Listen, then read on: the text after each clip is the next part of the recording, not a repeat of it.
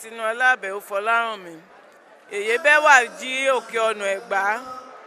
Mo dúpẹ́ lọ́wọ́ Kábíyèsí, His Royal Majesty Ọ̀ṣìlẹ̀ Òkè Ona Egba fún oyè tán fi dá mi lọ́lá. Bàbá pẹ́ lórí àtẹ́, ẹ̀sìn ọba jòkó pẹ́. Mo dẹ̀ dúpẹ́ lọ́wọ́ àwọn ẹ̀gbọ́n mi náà, Chief Délé Fọlárànmí, Bada of Ọ̀jọ́ Kingdom. Mo dúpẹ́ lọ́wọ́ Pastor Bọ́lá Fọlárànmí, àjọlájọṣepẹ́ o. Mo dúpẹ́ láwọn ẹbí àtọ̀rẹ́ tó wá, gbogbo wọn náà máa padà sílé wọn láyọ̀ àtàlàáfíà o. Oyè yìí àjẹgbó àjẹtọ́ ló máa jẹ́ o. Àní kábàámọ̀ pa jẹ́ lágbára Ọlọ́run. Àní kábàámọ̀ ẹ̀.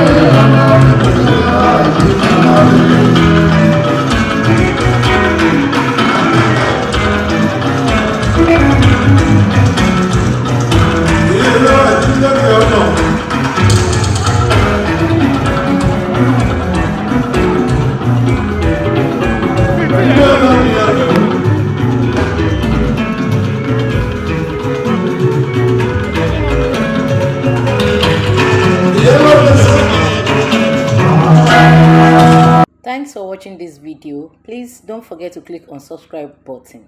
Kindly comment and share. We drop new videos daily. Thank you. God bless you.